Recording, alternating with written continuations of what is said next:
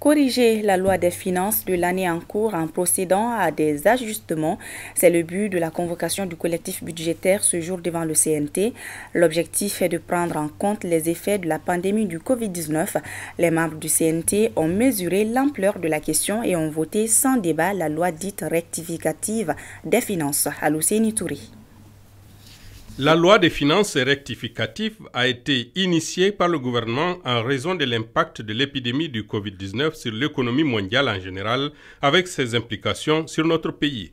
La présente loi rectificative a pour ambition de corriger les prévisions de la loi des finances initiale ou de procéder à des ajustements là où il le faut. L'exécutif, notamment le ministère des Finances, est tenu de saisir l'Assemblée avec tous ces éléments de rectification pour un autre quitus qui lui permet de continuer dans la tranquillité l'exécution de son budget. C'est un peu ça. Il y avait un écart de plusieurs milliards. Quels sont les éléments qui ont entraîné? Surtout la Covid-19 qui a entraîné une récession au niveau de l'économie.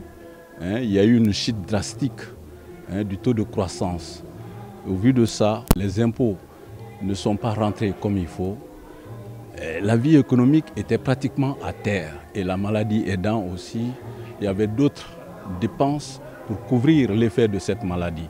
C'est ce qui justifie en quelque sorte toutes ces modifications intervenues. Pour cet exercice, le ministre des Finances n'a eu aucune inquiétude à se faire, étant donné que les membres du Conseil national de transition ont adopté les amendements et la loi rectificative sans débat, avec 104 voix pour, 1 contre et 0 abstention. Nous sommes très heureux des résolutions du CNT. Ça veut dire quand même que le gouvernement a pris la mesure de ce qui nous arrivait. C'était les crises sécuritaires, la crise de la Covid-19, plus la crise sociopolitique, toutes choses qui ont effectivement changé la donne et qui nous ont amenés à faire vraiment un certain changement au niveau de l'équilibre budgétaire. Le déficit budgétaire qui était initialement prévu à 422 milliards est passé à peu près à 713 milliards. Cette rectification va permettre notamment de renforcer les dotations des structures de santé.